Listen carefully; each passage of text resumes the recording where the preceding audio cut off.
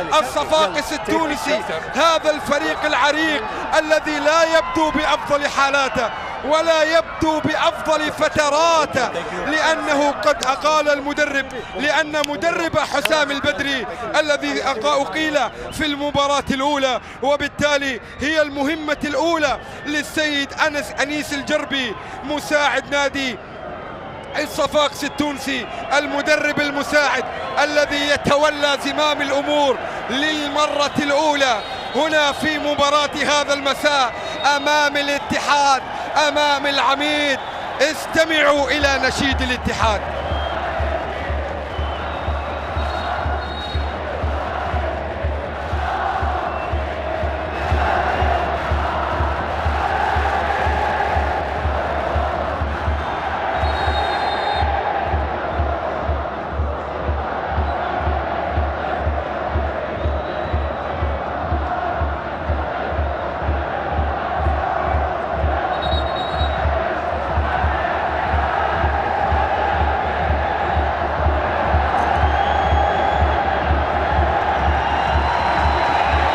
العميد نادي الوطن، نعم الاتحاد هو من يتحكم بهرمون سعادتهم، الاتحاد هو الشريان التاجي بالنسبة لهذا المدرج، بالنسبة لهذا المدرج الأكثر شعبية، بالنسبة لهذا الحضور الطاغي في مباراة هذا المساء.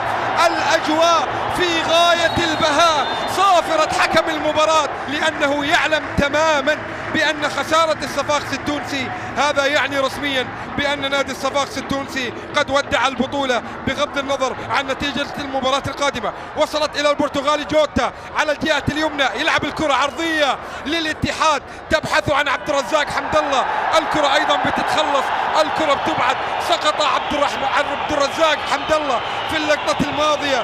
الجماهير تطالب بركلة جزاء، حكم المباراة لم يشهر الصافرة، حكم المباراة لم يشهر الصافرة، الحكم الحلو بن إبراهيم، الحكم الجزائري، الحكم الذي أدار وبدأ مشواره التحكيمي في عام 2014، سنتين فقط ظل حتى يقلد الإشارة الدولية، قلد الإشارة الدولية في عام 2016. وهنا الاشتراك اللي كان واضح في اللقطة الماضية بين علاء الغرام لاعب نادي الصفاقس التونسي وبين عبد الرزاق حمد الله، الكرة التي سقط من خلالها عبد الرزاق حمد الله. محمد النصراوي يلعب الكرة على الجهة اليسرى، أشرف الحباسي يعود بالكرة إلى محمد نصراوي، وصلت إلى حارس المرمى محمد كعلول، الحارس التونسي الذي وصل إلى سن 34 سنة. الجماهير تردد ما يمشي يا روما، لسان حال الجماهير. بنزيما يتقدم، الله يا كريم، الله يا بنزيما، من ترك أوروبا وهو على عرشها، من ترك أوروبا وهو أفضل لاعب فيها. غياب حجازي اللي أصيب بقطع نهاية الموسم الماضي، لكن كرة عرضية داخل منطقة الجزاء، الكرة بتتخلص من جانب زكريا هوساوي وتذهب إلى خارج أرضية الملعب وإلى ركلة زاوية. لا شك بأن غياب حجازي لا يعوض في الاتحاد، غياب حجازي لا يعوض. يعني شوف، الفريق يمتلك هجوم قادر على أن يسجل، لكن غياب حجازي، إصابة حجازي، وأيضا إصابة عمر هوساوي في المباراة الماضية من نادي الترجي التونسي، وبالتالي أصبح مؤقتا في صدارة المجموعة الأولى بانتظار هذه المباراة، بانتظار هذه المباراة. كرة على الجهة اليسرى، صالح العمري، واحد من الحلول، واحد من الأسماء. يا سلام يا صالح، يا سلام يا صالح، عرضية يا بنزيما، يا بنزيما، الرأسية من جانب كريم بنزيما من جانب الفريقين في منتصف الملعب، لمسة من جانب طارق حامد. الاتحاد ما زال يبحث عن الحلول. أحمد شراحيلي يمرر الكرة باتجاه إيغور كورنادو على الجهة اليمنى. يا سلام يا سلام على التمريرة، جوتا في محاولة، لكن يا سلام يا سلام على سرعة البديهة وسرعة اتخاذ القرار من جانب الحارس محمد قعلول، من جانب هذا الحارس التونسي. شوف تمريرة كورنادو، شوف الكرة التي ضربت الدفاع لكن الحارس أبعدها، التي تأتيكم بصفة عربية أصيلة. الآن الكرة إلى جوتا، يبعد الكرة، عالية وللأمام، خطفها عبد الرزاق حمد الله، ينتظر وصول بنزيما، عبد الرزاق حمد الله يتقدم. أوه يا عبد الرزاق، سدد الكرة قوية، كان يطلب الكرة بنزيما في اللقطة الماضية، لكن التدخل والتصدي كان مثالي. أحمد شراحيلي أيضا يتحدثون عن وصول نجم ليفربول فابينيو إلى الاتحاد، لكن خلونا مع روما في محاولة الدفاع. برافو لكوفي كوامبي، لكن لدينا عبد الرزاق على الجهة اليمنى، سقط عبد الرزاق حمد الله، الكرة إلى خارج أرضية الملعب، سقط عبد الرزاق حمد الله في كرة كان يطالب بها الاتحاد إلى وجود ركلة جزاء، لكن حكم المباراة كان قريب من اللقطة الماضية وما احتسب شيء. حكم المباراة ما يحتسب شيء، وسط مطالبة من جانب الجماهير الاتحادية إلى وجود ركلة جزاء. شوف الإعادة، سقط عبد الرزاق حمد الله، الكرة ذهبت إلى خارج أرضية الملعب، القرار يترك إلى سيد القرار، إلى حكم المباراة. لمسة من جانب نابي كمارا وصلت إلى حسين الساعدي مرة أخرى، سيطر على كرته في محاولة للتقدم، لاعب ممتاز. يعني شوف السيد أنيس الجربي بأول مباراة وتقريبا يعني لعب بتشكيلة مختلفة تماما، اللي لعب بتشكيلة مختلفة تماما عن المباراة الأولى. حسام البدري المدرب الذي غادر في المباراة الأولى. لدينا حالة سقوط على أرضية الملعب. سلامات مشافى بحول الله تعالى على لاعب نادي الصفاقسي التونسي الذي يتلقى البطاقة الصفراء في اللقطة الماضية، ولدينا حالة سقوط على أرضية الملعب. ذكرنا بأنه من أسوأ المناظر والمشاهد حينما تشاهد نجم كبير وخلوق يسقط على أرضية الملعب. الجماهير لا تتمنى. راح يتابع الفيديو، هل يشير البطاقة الحمراء في اللقطة الماضية بعد التدخل القوي حكم المباراة بعدما استدعي من حكم الفيديو من أحمد العلي، الحكم الأردني المتواجد على تقنية الفيديو، يعاونه جاسم عبد الله من دولة الإمارات. شوف الكرة الماضية وشوف الاشتراك. حكم المباراة الحلو بن إبراهيم الحكم الجزائري بعدما استدعي من جانب حكم الفيديو. ننتظر نشاهد ونتابع. شوف التدخل القوي في اللقطة الماضية. هل يتلقى البطاقة الحمراء حسين الساعدي؟ حكم المباراة تابع الفيديو الآن بعد متابعته للفيديو ربما يشير البطاقة. نشاهد ونتابع الأجواء الأمور. حكم المباراة طبعا حسين الساعدي تلقى البطاقة الصفراء. حكم المباراة اللي استدعى علاء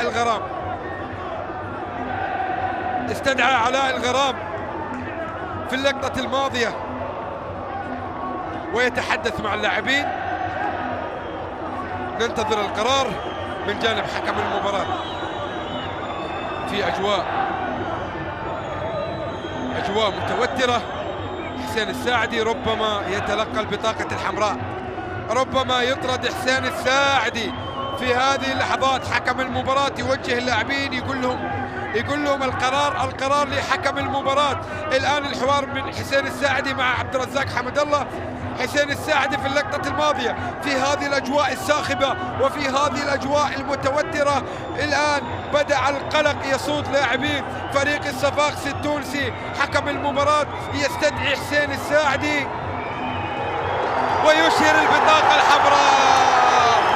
بالفعل طرد على لاعب فريق الصفاقسي التونسي في الدقيقة 41 من عمر شوط المباراة الأول. حسين الساعدي يطرد بالبطاقة الحمراء. حسين الساعدي يطلق، لكن طارق حامد يبدو بأنه غير قادر على متابعة خروج طارق حامد ومشاركة والآمال والتطلعات. إلى عبد الرزاق، لكن حارس المرمى في الموعد. الكرة بتتخلص. روما في طلب كرة من جوتا، يمرر إلى بنزيما إلى روما بالكعب، ممتازة من روما، لكن القراءة كانت حاضرة من جانب الدفاع في اللقطة الماضية في مباراة هذا المساء. صافرة حكم المباراة بانتظار صافرة شوط المباراة الثاني. تقبلوا تحياتي محبكم سعد يحيى. نادي الصفاقسي التونسي يتراجع إلى الوراء، الانتشار وأغلب لاعبيه يتراجعون إلى الوراء، مع تذكير السادة المشاهدين بأن الصفاقسي التونسي سيلعب شوط المباراة الثاني وهو ناقصا، يفتقد خدمات حسين الساعدي. راح يلعب ب10 لاعبين يا حمد الله. حمد الله يلعب الكرة خطيرة للاتحاد. كريم، الله ضاعت يا روما، ضاعت يا برازيلي، ضاعت من روما. لكن الاتحاد يستمر بالضغط، الاتحاد يستمر بالحصار. الاتحاد بكرة وصلت إلى كورنادو، إيغور يمرر الكرة إلى جوتا. الكرات المتبادلة، النقلات، ضغط كبير يتلقاه مرمى فريق الصفاقسي التونسي في هذه اللحظات وفي هذه الأثناء. الاتحاد بسلاح واحد وبعنوان واحد، الهجوم ولا شيء غير الهجوم. كورنادو، الله يا برازيلي، الله يا كورنادو. كورنادو أراد أن يسدد من خارج منطقة الجزاء، واحدة من الحلول التي ربما يعتمد عليها الاتحاد. كورنادو والتسديد من خارج منطقة الجزاء، لكن التعلق هو عنوان الصفاقسي التونسي وهو عنوان محمد قعلول. هنا تحضير بنزيما وكرة روما. بنزيما، عندك روما، كورنادو، اسماء، لكن السؤال المنتظر، لكن روما يشاهد، روما تسديده، روما في محاولة سدد كرة قوية. كورنادو من الطرف الايسر في محاولة للتقدم، عرضية، الكرة ايضا بتتخلص، تبحث عن عبد الرزاق. بنزيما، الله، الحب من النظرة الأولى، من الوهلة الأولى يا كريم، من الوهلة الأولى يا بنزيما. وإن سألتموني عن بنزيما فبأي عبارات الجمال أجيب، فبأي عبارات الجمال أجيب. أنا بنزيما مع الاتحاد. لكن هدف مقابل لا شيء أيها السيدات والسادة، هي أخطر نتيجة في عالم كرة القدم. الاتحاد عليه إضافة الثاني، هذا إذا ما أراد أن يؤمن على النتيجة. عبد الرزاق حمد الله، الله على المرور، الله على العبور، عدى، سقط عبد الرزاق حمد الله. وحكم المباراة ما احتسب شيء. وسط مطالبة من الجماهير، من حكم المباراة، من السيد الحلو بن إبراهيم. وسط مطالبة من جانب الجماهير من العودة لتقنية الفيديو ليتابع اللقطة الماضية. حمد الله مر، حمد الله عدى، سقط. هل كانت الإعاقة موجودة؟ الاشتراك كان موجود في اللقطة الماضية، لكن القرار يترك إلى سيد القرار، إلى حكم المباراة الحلو بن إبراهيم. في هذه الأجواء الصاخبة والمتوترة، الجماهير لا يعجبها قرار حكم المباراة، وبالتالي هذه الورقة وهذا التعاقد للاتحاد لا شك بأنه إضافة كبيرة في منتصف الملعب. سقوط على أرضية الملعب، يعني هذه المباراة كانت مليئة بالتدخلات العنيفة. وهو